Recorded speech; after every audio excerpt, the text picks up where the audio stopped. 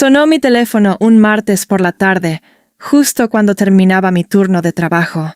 Recuerdo haber visto el nombre de mi tía en la pantalla y pensar que quizás solo quería saber cómo me estaba adaptando. Desde que me fui de casa, contesté con una sonrisa que desapareció en cuanto escuché su voz. ¿Qué hiciste? Tus papás dicen que les robaste dinero y que desaparecieron varias cosas de la casa. Sentí que el mundo se detenía.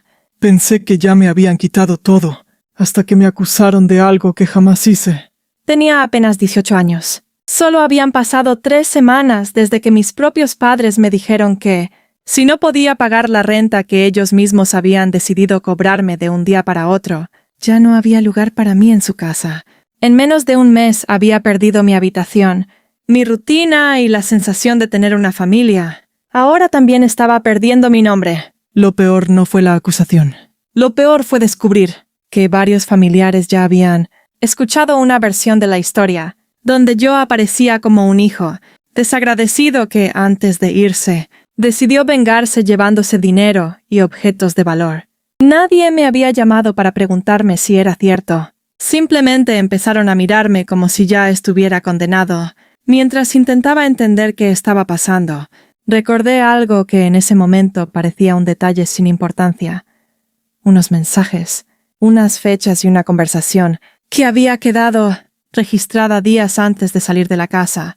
Eran pruebas sencillas, de esas que cualquiera puede pasar por alto, pero que más adelante demostrarían que la historia que contaban mis padres tenía demasiadas grietas. En ese instante, no imaginaba hasta dónde llegaría aquella mentira, ni la verdadera razón por la que decidieron señalarme. Para entender esa llamada, primero hay que volver al día en que mis propios padres me cerraron la puerta. Hasta ese momento, yo pensaba que mi familia tenía problemas como cualquier otra. No éramos ricos, pero tampoco nos faltaba comida. Mi mamá administraba cada gasto con mucho cuidado. Y mi papá repetía que el trabajo era la única forma de ganarse el respeto de los demás. Crecí escuchando que la responsabilidad era importante, y nunca tuve problema con esa idea.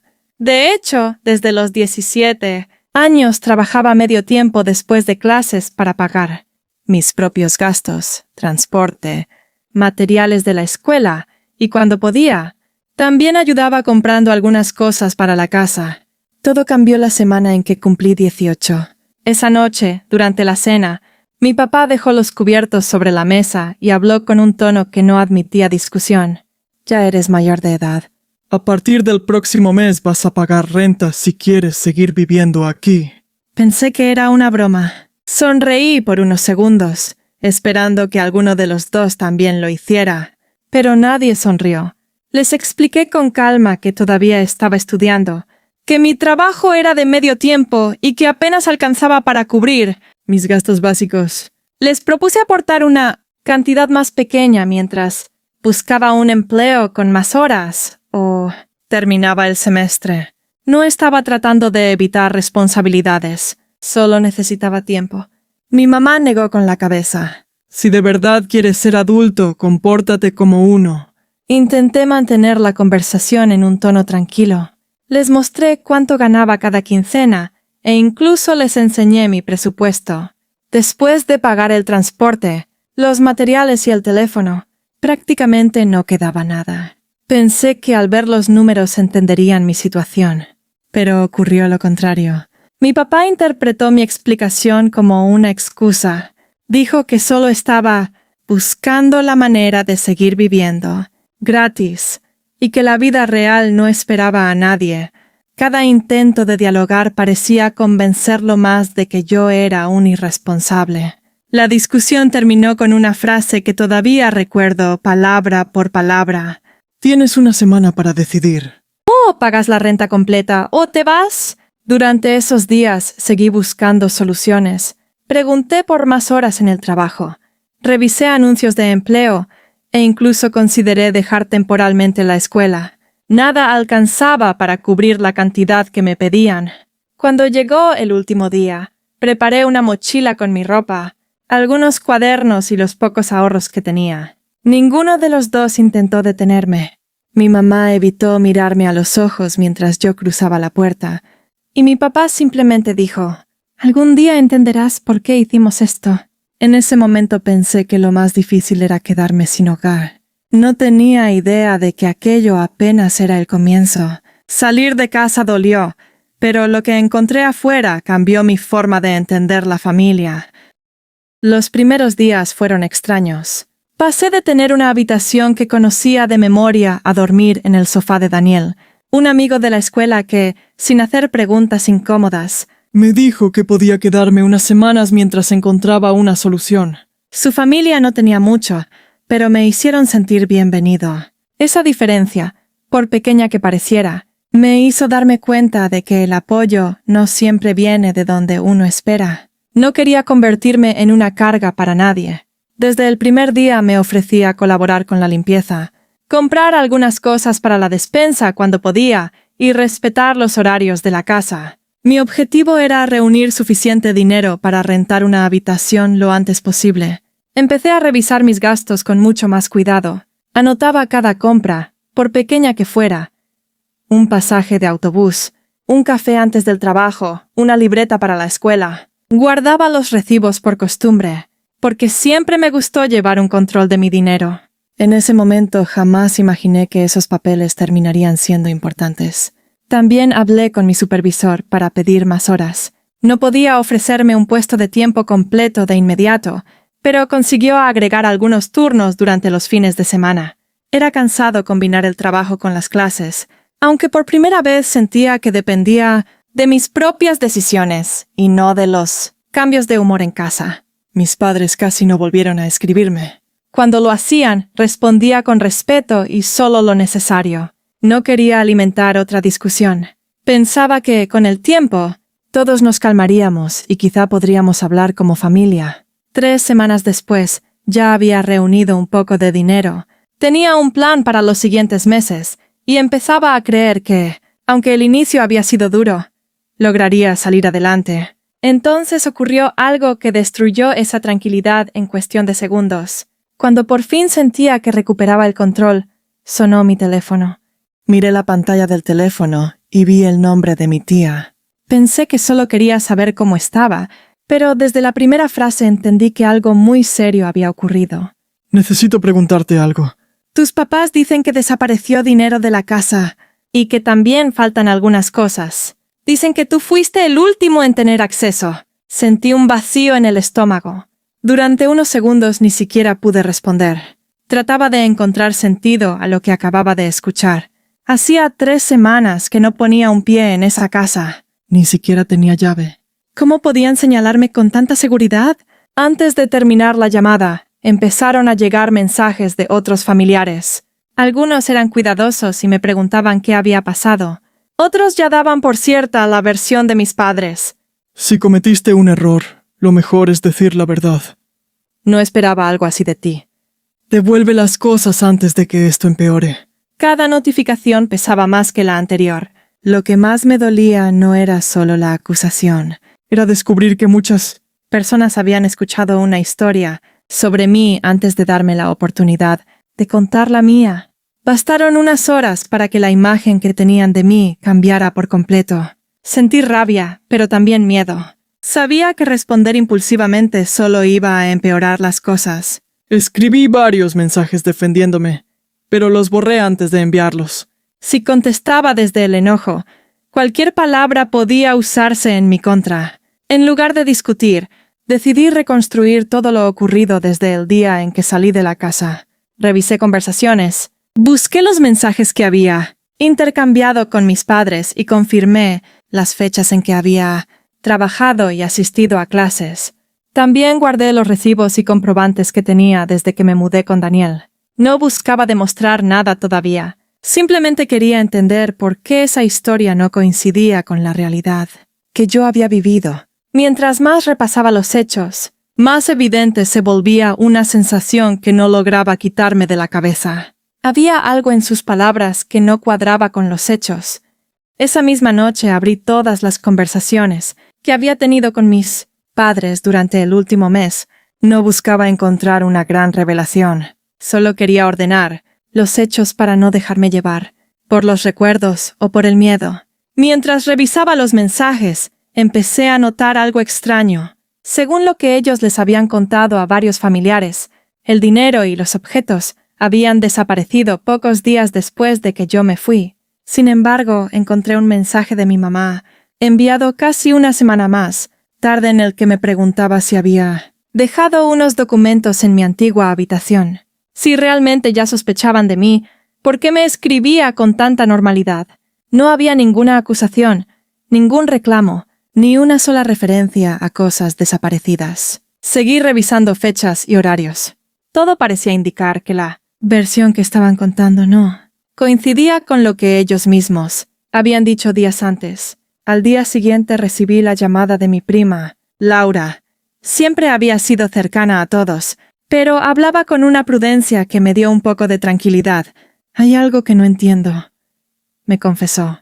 «Tus papás dicen que descubrieron el robo casi de inmediato, pero cuando estuve en su casa hace 2 semanas, no mencionaron nada. Solo parecían muy preocupados por otros asuntos». No quiso sacar conclusiones, pero era evidente que también encontraba inconsistencias. Esa conversación me hizo recordar pequeños detalles que en su momento no les di importancia. Antes de que me fuera, varios familiares habían entrado y salido de la casa por diferentes motivos. Además, un vecino había ayudado a mi padre con unas reparaciones y algunas habitaciones permanecieron abiertas durante varios días. No significaba que alguna de esas personas hubiera hecho algo indebido, pero demostraba que yo no era el único que había tenido relación con la casa antes de marcharme. Respiré hondo y decidí seguir actuando con calma. No necesitaba convencer a nadie con suposiciones. Necesitaba hechos. Mientras más revisaba el pasado, más evidente era que faltaba una pieza. 2 días después de hablar con mi prima, recibí un mensaje de un vecino con el que siempre había tenido buena relación. Me escribió de forma discreta, preguntándome si podía llamarme cuando tuviera un momento libre. Su tono era extraño, como si no quisiera dejar demasiados detalles por escrito. Cuando hablamos, fue directo al punto. Escuché lo que están diciendo de ti, y hay algo que no me cuadra. El día que tus papás aseguran que desaparecieron las cosas, yo los vi salir muy temprano y regresar varias horas después. Tú no estabas por aquí. De hecho, desde que te fuiste no volví a verte en la colonia. No era una prueba definitiva, pero confirmaba algo importante. Al menos una persona sin interés en el conflicto recordaba que yo ni siquiera había estado cerca de la casa durante esas fechas. Aquella llamada me hizo revisar nuevamente mi propio calendario.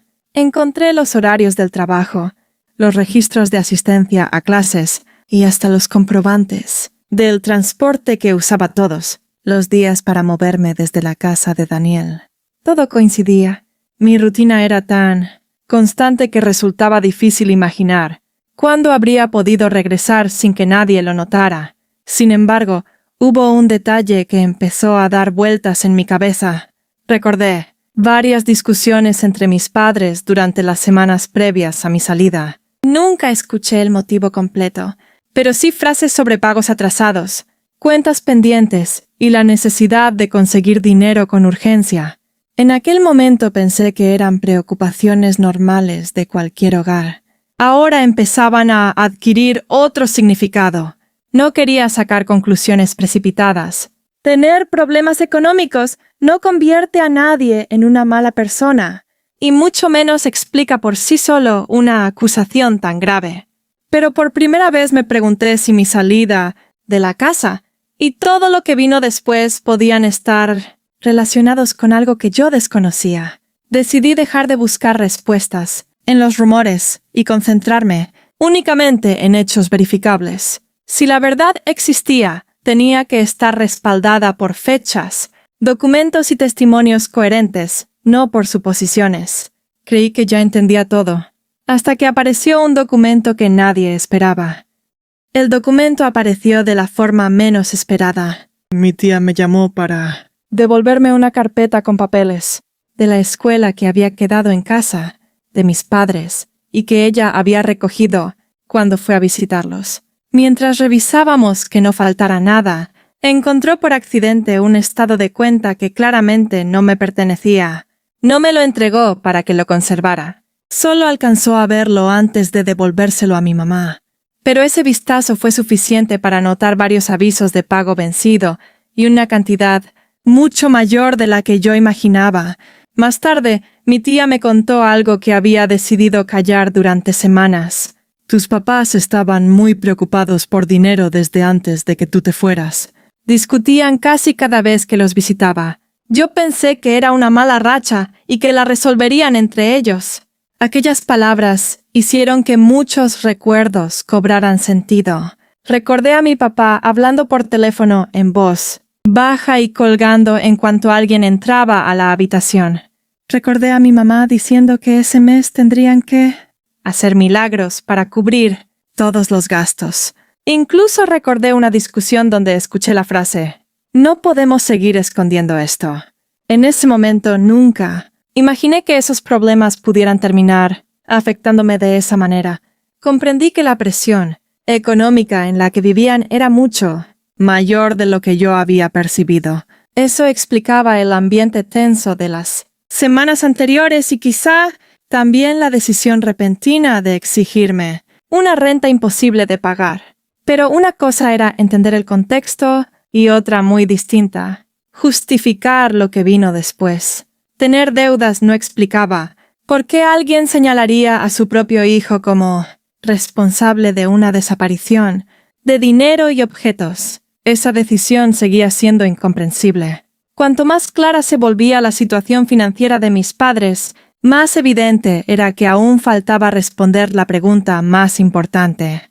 Pero todavía faltaba descubrir quién había iniciado la mentira. La situación dio un giro inesperado cuando mi primo Andrés me escribió para decirme que necesitaba mostrarme algo. Nos vimos en una cafetería después de mi trabajo. Sacó su teléfono, abrió una conversación familiar y comenzó a deslizar hacia arriba hasta encontrar varios mensajes enviados por mi mamá, pocos días después de que yo me fuera de la casa. En esos mensajes agradecía a algunos familiares por haberla ayudado con unas cajas y comentaba que todo estaba en orden. No mencionaba dinero perdido, objetos desaparecidos ni sospechas sobre nadie. Las fechas coincidían exactamente con el periodo en el que, según la versión que ahora contaban, ya se habían dado cuenta del supuesto robo. Aquella contradicción era imposible de ignorar. Días más tarde, durante otra conversación con algunos parientes, mi papá cambió un detalle importante. Primero había dicho que la desaparición se descubrió casi de inmediato. Después aseguró que pasaron varios días antes de notar que faltaban las cosas. Parecía un cambio pequeño, pero alteraba por completo la línea de tiempo. Nadie levantó la voz. Simplemente comenzaron a aparecer preguntas. Entonces, ¿cuándo se dieron cuenta realmente? ¿Por qué no lo comentaron desde el principio? ¿Cómo pueden estar seguros de quién fue si pasaron tantas semanas? Yo escuchaba todo en silencio. Había imaginado muchas veces cómo sería ese momento, pero decidí mantener la misma postura que desde el inicio. No interrumpí a mis padres, no respondí con insultos y tampoco intenté humillarlos. Cada vez que alguien me pedía mi versión, mostraba los mensajes, las fechas y los registros que había reunido. Poco a poco, el ambiente cambió. Ya no era yo quien tenía que demostrar desesperadamente su inocencia. Ahora eran mis padres, quienes debían explicar por qué su relato seguía modificándose. Cada vez que alguien hacía una pregunta sencilla, la duda empezó a extenderse entre toda la familia. Llegó el momento de hablar frente a todos. Los días siguientes fueron muy diferentes a todo lo que había vivido desde que salí de casa. Por primera vez, los mensajes que llegaban a mi teléfono ya no eran para señalarme, sino para preguntarme cómo estaba. Varios familiares me llamaron para disculparse. Por haber creído una versión sin escuchar la otra. Algunos admitieron que se dejaron llevar por la confianza que siempre habían tenido en mis padres y que nunca imaginaron que la situación fuera tan confusa. Mis padres también sintieron ese cambio. En una reunión posterior con la familia más cercana, reconocieron que se habían equivocado al señalarme sin contar con pruebas suficientes. No fue una disculpa perfecta ni borró el daño causado, pero escuchar esas palabras frente a quienes habían recibido la acusación permitió que la verdad dejara de depender únicamente de mi versión. La confianza que habían construido durante años quedó afectada. Cada vez que intentaban explicar lo ocurrido, ¿Alguien recordaba las contradicciones en las fechas o los mensajes que contaban una historia distinta? No hubo gritos ni escenas exageradas. Simplemente comprendieron que recuperar la credibilidad sería un proceso largo. Por mi parte, decidí concentrarme en lo único que realmente podía controlar. Seguí trabajando todas las horas disponibles sin abandonar la escuela. Con el tiempo reuní suficiente dinero para rentar una habitación pequeña cerca de mi trabajo y dejar de depender de la generosidad de Daniel y su familia, a quienes siempre estaré agradecido. La relación con mis padres quedó marcada por una distancia inevitable. Durante un tiempo solo hablamos cuando era estrictamente necesario, no porque buscara castigarlos, sino porque necesitaba recuperar la tranquilidad que había perdido. Con los meses entendí algo importante. Las consecuencias que enfrentaban no nacían de un deseo de venganza por mi parte. Eran el resultado de las decisiones que ellos mismos habían tomado y de una acusación que nunca debió existir. Aunque recuperé mi nombre, todavía quedaba una decisión difícil.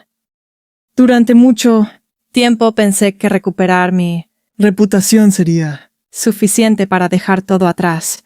Pero cuando el ruido de las acusaciones desapareció, apareció una pregunta mucho más difícil.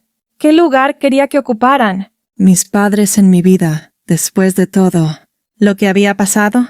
No encontré la respuesta de un día para otro. Había personas que me decían que debía perdonarlos inmediatamente, porque seguían siendo mi familia. Otras insistían en que lo mejor era cortar todo contacto para siempre. Escuché ambas opiniones, pero entendí que ninguna podía decidir por mí. Con el paso de los meses aprendí que el perdón no significa actuar como si nada hubiera ocurrido. Para mí significó dejar de vivir con resentimiento, sin olvidar lo que pasó ni renunciar a poner límites claros. Si algún día queríamos reconstruir una relación, tendría que existir algo que antes había faltado: respeto mutuo y confianza. También comprendí el valor de las personas que estuvieron conmigo cuando no tenían ninguna obligación de hacerlo. Daniel y su familia me ofrecieron un lugar donde dormir sin hacerme sentir una carga. Algunos familiares que al principio dudaron de mí tuvieron la humildad de reconocer su error y recuperar mi confianza con hechos, no solo con palabras. Esa experiencia me enseñó que una red de apoyo puede formarse con quienes demuestran compromiso en los momentos difíciles. Seguí estudiando, mantuve mi trabajo y poco a poco empecé a construir una vida que dependía de mis propios esfuerzos. La independencia dejó de ser una meta impuesta por una discusión familiar y se convirtió en una decisión que me daba tranquilidad. Todavía había días en los que recordaba todo con tristeza, pero ya no sentía que ese episodio definiera quién era. Había descubierto que mi valor no dependía de una acusación ni de la opinión de quienes se negaron a escucharme. Con el tiempo entendí que el verdadero cierre no dependía de ellos. Han pasado varios meses desde aquella llamada que cambió mi vida. Hoy vivo en una habitación sencilla que puedo pagar con mi trabajo. Sigo estudiando, continúo ahorrando y, por primera vez, siento que cada paso que doy responde a mis propias decisiones. No ha sido un camino fácil, pero mirar atrás ya no me provoca la misma desesperación que sentía al principio. La última conversación importante que tuve con mis padres fue tranquila, muy distinta a la que terminó con mi salida de casa. Nos sentamos en un lugar neutral, sin otros familiares alrededor y sin intención de volver a discutir quién tenía la razón. Ya habíamos hablado suficiente sobre los hechos. Mi mamá fue la primera en romper el silencio. Ojalá hubiéramos manejado todo de otra manera. Mi papá tardó más en hablar. Cuando lo hizo, reconoció que el orgullo y la presión que estaban viviendo los llevaron a tomar decisiones equivocadas. No intenté responder con reproches. Ya había dicho todo lo que necesitaba decir durante aquellos meses. Solo les expliqué que reconstruir la confianza llevaría tiempo y que no podía fingir que nada había pasado. Nos despedimos con un abrazo breve. No fue el final perfecto de una historia difícil, pero sí un comienzo más honesto que cualquier promesa vacía. Todavía hay heridas que siguen sanando. Algunas conversaciones continúan siendo incómodas. Y existen fechas familiares a las que Prefiero no asistir. Sin embargo, aprendí que avanzar no significa borrar el pasado, sino impedir que ese pasado decida el rumbo de mi futuro. Si algo me dejó esta experiencia es la certeza de que la verdad puede tardar en abrirse. Camino, pero necesita paciencia, hechos y la voluntad de mantenerse firme, incluso cuando nadie parece escuchar. El día que salí de aquella casa pensé que lo había perdido todo. hoy entiendo que Al defender mi nombre con calma y sin dejarme consumir por el rencor, encontré algo mucho más valioso: mi dignidad, mi independencia y la confianza de que siempre habrá un nuevo comienzo cuando uno decide caminar con la verdad,